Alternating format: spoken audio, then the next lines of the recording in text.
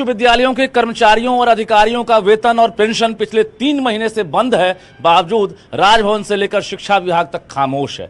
इस वक्त हमारे साथ पाटलिपुत्र विश्वविद्यालय के तमाम अधिकारी मौजूद हैं, यानी वाइस चांसलर से लेकर रजिस्ट्रार और तमाम जो अधिकारी हैं यहां मौजूद हैं। क्या परेशानी हो रही है, सीधी बातचीत करेंगे, क्योंकि के पाठक ने एक्शन लिया था और सभी विश्वविद्यालयों का खाता जो है फ्रीज कर दिया था। काम काज बस चल रहा है किसी तरह से। हमें चूँकि हमारी 20 अप्रैल से एग्ज़ाम स्टार्ट है, पहले हम एडवांसेस देते थे, अब बिना एडवांस के कराएंगे, कोशिश करेंगे परीक्षा हो जाए टाइम से।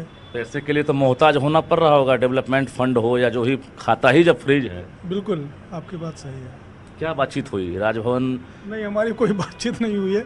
मिल जाएगा तो करेंगे, लेकिन फिर भी हमें से जो पड़ेगा बच्चों के भविष्य के लिए हम काम करेंगे। अच्छा, बार बार बैठक आयोजित कर रहे थे के पाठक, आप लोग कोई बीसी नहीं पहुंचे, रजिस्ट्रार नहीं पहुंचे। मौर्या में भी जो है एक तरह से दोनों की सहमति पर एक बैठक रखी गई थी, वो बैठक भी स्थगित हो गई। अब कोई बैठक है क्या?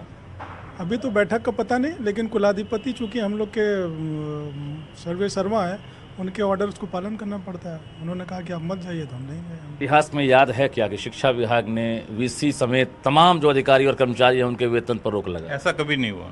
ऐसा कभी नहीं हुआ? कितने साल से नौकरी कर रहे हैं? 25 साल हो गए, अभी तक ऐसा नहीं हुआ? नहीं। अब हो गया। ये पहली बार इस तरह की स्थिति उत्पन्न हुई है, जिसमें कई अभी जो अपॉइंटेड टीचर हैं, बीपीएससी से नए आए हैं, उनको बहुत जीवन यापन में समस्या आ रही है। कई लोग अच्छी सेवा छोड़ के आए हैं, परमानेंट जॉब छोड़ के आए हैं, उनको वेतन नहीं मिल पा रहा। पाठक जी का कहना है कि सेशन लेट समेत तमाम जो समस्याएं हैं उन मुद्दों पर हम बैठक बुलाए थे, लेकिन बैठक में कोई अधिकारी पहुंचे ही नहीं। अधिकारी गए, हम ही गए थे जो मौर्य। जी आपको मैं बताऊं कि जब हमारे कुलपति महोदय, वर्तमान कुलपति महोदय जब ज्वाइन किए थे, तो कोरोना के चलते हमारे यहाँ 2.5 साल से ज़्यादा का सेशन लेट चल रहा था।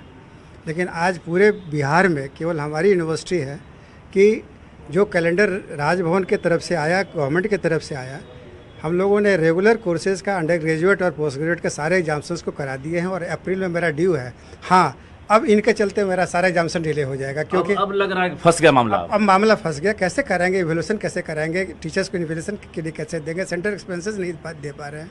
रोज़ का रोज़ हमारे यहाँ 1 पैसा काउंटर पर नहीं आता है। मतलब पैसे के अभाव में लग रहा है सेशन लेट हो जाएगा।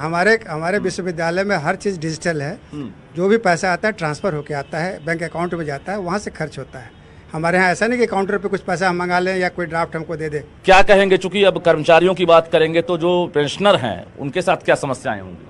पेंशनर को भी समय से पेंशन मिलना चाहिए, बराबर हम लोग के पास संपर्क में आते हैं, लेकिन जब सरकार सब खाता सील किए हुए है तो पेंशनर को कहाँ से पैसा दिया जाएगा। दूसरा जो है गेस्ट फैकल्टी जो यूनिवर्सिटी बहाल की है, यूनिवर्सिटी के जितने सरकार के पैमाने हैं उसके तहत यहाँ बहाली की गई है। उन लोगों का 12-13 महीना से सरकार पैसा नहीं भेज रही है और बोला जाता है यूनिवर्सिटी अपने से दे, तो यहाँ क्या पेड़ में पैसा फलता है? क्या कीजिएगा आप लोग अब, चूंकि अब परमानेंट और गेस्ट की भी बात आ गई, सरकार से मांग कर रहे हैं कि पैसा दे उन लोगों को। गेस्ट टीचर का पेमेंट तो हमारा वित्तीय वर्ष 22-23 का 2 माह का बाकी है और 23-24 में पूरे 11 माह का सरकार से मुझे एक पैसा भी प्राप्त नहीं हुआ है। विश्वविद्यालय काम काज है वो कैसे कर रही है? विश्वविद्यालय का कामकाज तो अभी तक चल रहा है, कोई हम लोग चलाने की कोशिश कर रहे हैं और इतना कोशिश मेहनत के बाद बहुत कुछ हम लोगों ने लाइन अप किया था। वेतन छोड़कर, वेतन तो सरकार जब देती है, पेंशन हम लोगों ने बहुत रेगुलराइज कर दिया था। मेरे पास 97% का हम लोग पेंशन में ला दिए थे रेगुलर करके। और परीक्षा जो हमारे लिए, हर विश्वविद्यालय के लिए, जिसके लिए सरकार का भी कंसर्न था, लेकिन हमारा विश्वविद्यालय शायद एक भी परीक्षाएं हमारे यहाँ लंबित नहीं हैं। अब क्या होगा? अब तो ये बहुत बड़ा एक परेशानी, क्योंकि हम जब तक अग्रिम राशि सेंटर पर एग्ज़ाम कराने के लिए हम अग्रिम राशि देते हैं परीक्षा संचालन के लिए, वो हमारे लिए एक बहुत बड़ा मुद्दा बना हुआ है, चैलेंज है कि हम कैसे इतने मेहनत से हम जो काम किए और हमारे पास अब दूसरे राज्य के भी बच्चे आ रहे थे, क्योंकि हम परीक्षा ही नहीं करा रहे थे, हम रिजल्ट के साथ साथ मार्कशीट और डिग्री भी दे रहे थे। आपके चैनल के माध्यम से मैं आपका धन्यवाद ये करता हूँ और मेरी राय तो यह है कि जो वर्तमान में व्यवस्था बन गई है उसमें शैक्षणिक, प्रशासनिक और ये वित्तीय, ये तीनों ही स्थिति विश्वविद्यालय का है वो काफ़ी चरमरा गया है।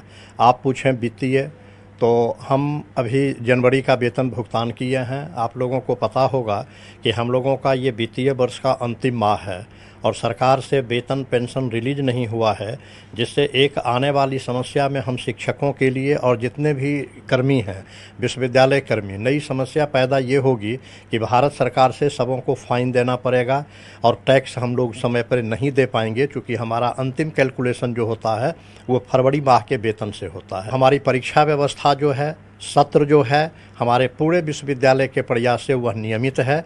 परीक्षा हमारी नियमित है, समय पे परीक्षा ले रहे हैं। कोई भी सत्र हमारा परीक्षा का अब अनियमित होने का डर लग रहा है। बिल्कुल बिल्कुल अनियमित हो जाएगा, क्योंकि कॉपी, क्वेश्चन सेंटर को ये एडवांस करवाना, सारी व्यवस्था जो है वो वित्त पे निर्भर करता है। यानी वाइस चांसलर हों, रजिस्ट्रार हों, प्रॉक्टर हों या एफओ, तमाम जो अधिकारी हैं वो अब साफ कह रहे हैं कि अब डेवलपमेंट से लेकर शैक्षणिक व्यवस्था जो है बेपटरी होने लगी है। परीक्षा कैलेंडर हो या फिर जो रिजल्ट है उस पर भी इसका असर पड़ेगा। जाहिर है बीच का रास्ता निकालना होगा, वरना शिक्षा विभाग और राजभवन की लड़ाई में जो छात्रों का भविष्य है वो बर्बाद हो जाएगा। कैमरामैन सुबोध के साथ रजनीश कुमार, न्यूज़ 18 पटना। सूत्रों के हवाले से एक बड़ी खबर सामने आ रही है। सक्षमता पास शिक्षकों से जुड़ी यह खबर है। 15 अप्रैल से शुरू होगी शिक्षकों की काउंसलिंग। पटना में ही शिक्षकों की काउंसलिंग होने जा रही है। बापू परीक्षा भवन में 20 दिन तक काउंसलिंग चलेगी। तो ये बड़ी खबर सक्षमता परीक्षा पास शिक्षकों से जुड़ी हुई, जिसमें कि आपको बता दें कि 15 अप्रैल से पटना में ही शिक्षकों की काउंसलिंग शुरू हो रही है। काफी लंबे समय से इंतजार था इन शिक्षकों को, और अब आपको बता दें कि पटना के बापू परीक्षा भवन में 20 दिन तक काउंसलिंग चलनी है। अलग अलग जिलों के लिए डेट शेड्यूल जारी होगा और शिक्षकों की जिला कैडर के तहत पोस्टिंग होगी। 15 जून तक पोस्टिंग प्रक्रिया पूरी करने का लक्ष्य है। ज्यादा जानकारी देंगे संवाददाता रजनीश हमारे साथ जुड़ रहे हैं। रजनीश, देखिए जो सक्षमता परीक्षा पास कर चुके हैं शिक्षक, उनकी जो काउंसलिंग है 15 अप्रैल से शुरू होने की खबर सामने आ रही है, पूरी जानकारी दीजिए। बिल्कुल, देखिए जो शिक्षक अभी पास हुए हैं, सक्षमता अभी इंतजार में है, काउंसलिंग कब से शुरू होगी। तो हम सूत्रों के हवाले जानकारी दे दें कि 15 अप्रैल यानी इसी महीने से टारगेट रखा गया है कि 15 अप्रैल तक जो है काउंसलिंग शुरू हो जाएगी। हालांकि जिले में काउंसलिंग नहीं होगी, पूरे बिहार के जो सफल शिक्षक हैं उनकी काउंसलिंग पटना के बापू परीक्षा भवन में ही कराई जाएगी, जिसको लेकर अलग से विशेष टीम गठित की गई है शिक्षा विभाग के द्वारा। और 1-2 दिनों के भीतर जो है जो गाइडलाइन है उसके साथ साथ जो तिथि है वो जारी कर दी जाएगी। जिलावार जो है काउंटर तैयार किए जाएंगे और वहां पर काउंसलिंग होगी। दूसरी बड़ी खबर यह है कि जो पोस्टिंग प्रक्रिया है वो इलेक्शन के बाद यानी 5 जून से शुरू होगी। यानी पोस्टिंग की जो प्रक्रिया है रैंडमली और सॉफ्टवेयर के माध्यम से शिक्षा विभाग जो है खुद पोस्टिंग करेगा, और जिसमें अधिक नंबर लाने वालों को शहरी इलाके के स्कूल मिलेंगे, जबकि जो कम नंबर वाले होंगे उनको ग्रामीण क्षेत्र का स्कूल मिलेगा। हालांकि नियोजन इकाई से वो बाहर हो जाएंगे और जो स्कूल है वो अब जिला कैडर के आधार पर उनका जो है एक तरह से स्कूल का चयन होगा। तो कुल मिलाकर सभी प्रकार की तैयारियां कर ली गई है और अब काउंसलिंग के साथ साथ शिक्षा विभाग अब पोस्टिंग की तैयारी में जुट गया है। जी ठीक है रजनीश, बहुत धन्यवाद आपका तमाम जानकारियों के लिए।